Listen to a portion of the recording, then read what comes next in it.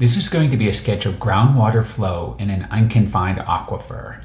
And this is a cross section, so it's looking like we've cut away the earth and now we're looking at it from the side.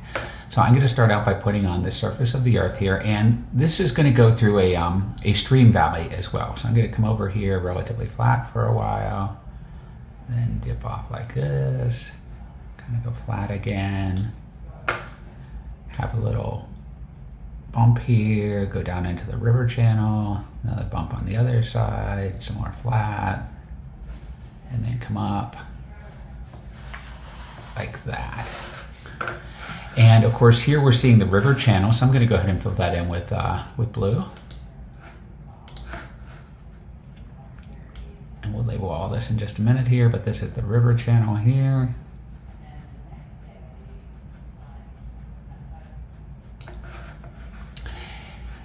And now we can put on where we would, where the groundwater might be underneath the ground there. And I'm gonna use a slightly different blue color. I'm gonna start at the river channel because we know where the water level is in the river there. And then I'm just going to draw this line on. It's gonna kind of look like the terrain, but it may be just a little more smoothed out version of the terrain and below the terrain.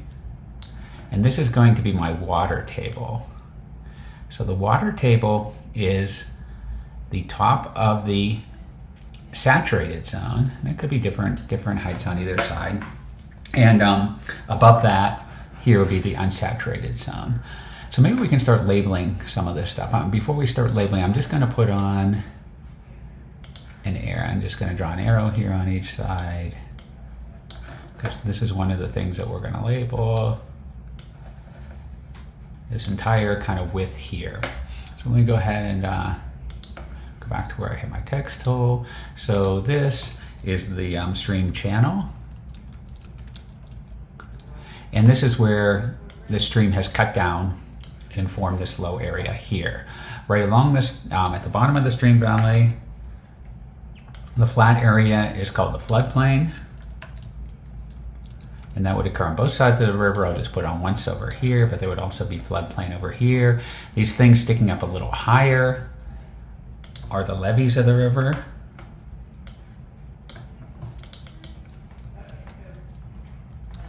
And I'll draw some arrows a little later to make that clear. And then the part with the water in it would be called the stream channel.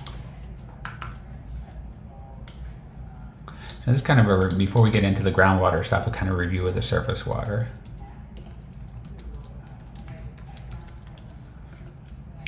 All right, that's the stream channel there.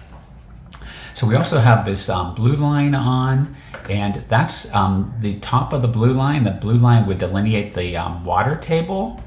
And sometimes with water tables, I'm gonna go back to my draw tool. Sometimes with water tables, we indicate where the top of the water table is with an upside down triangle like that. So in both cases here, this would indicate that's the top of the water table. Go back and label some things. So this area up here would be the unsaturated zone.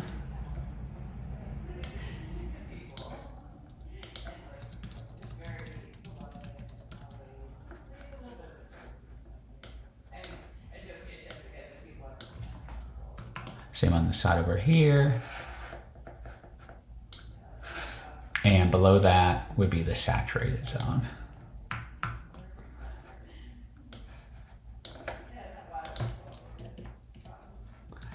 The saturated zone is also referred to as the aquifer.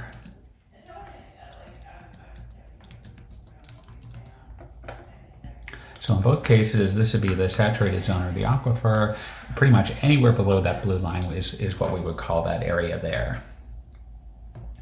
So this is what we would call a regional or a main water table in this area here, but we might have a smaller water table. And the way that would occur is if we have some sort of impermeable layer, which I'll draw in here.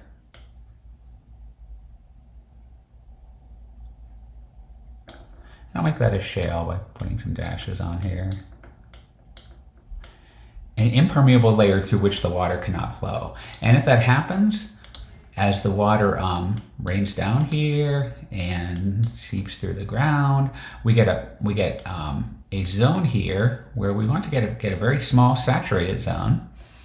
And where that saturated zone hits the side of the land here, we can actually have water coming out of the side. So let's label some of this stuff now. This we would call a perched water table. I'm going to make the text a little smaller on some of this just so we can fit it all. So the perched water table would be up here.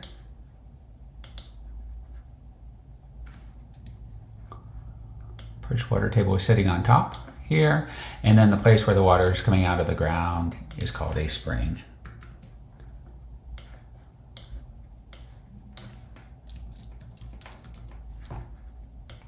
So that's where the water is coming out of the ground there. The brown area here, we also give that a name, right?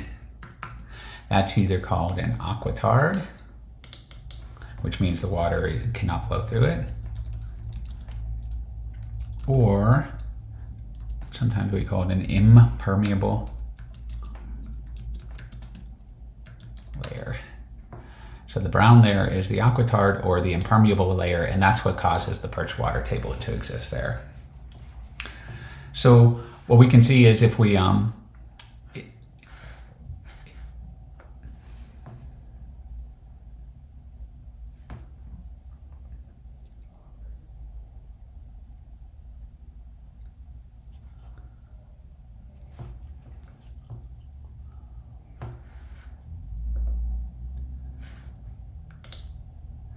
let's draw on some of the flow lines for the groundwater, and I'll put these on in blue. And so wherever the groundwater is, it's going to, and that's in the aquifer or the saturated zone, it's going to be pulled down due to gravity, but it's going to look for a low pressure way to get out of the ground, and it's going to be naturally attracted to that stream channel there. So no matter where you start here, all the water is going to be kind of coming like this.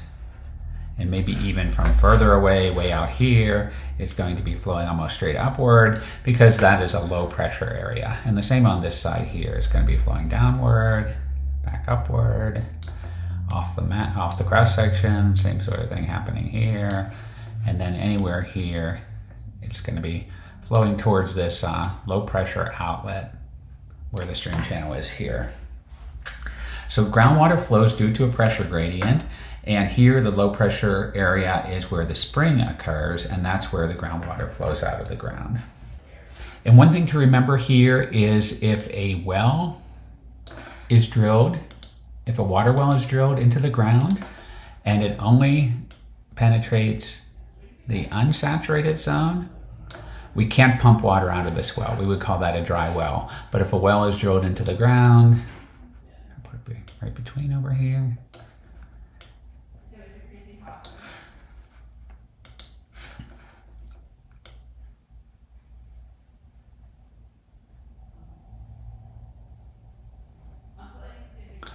And we would now be able to pump water out of the groundwater and use it at the surface here.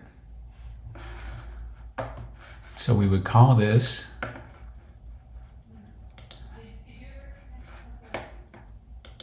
would be called a dry well because we're not getting any water out of it. And this we would simply call a water well over here.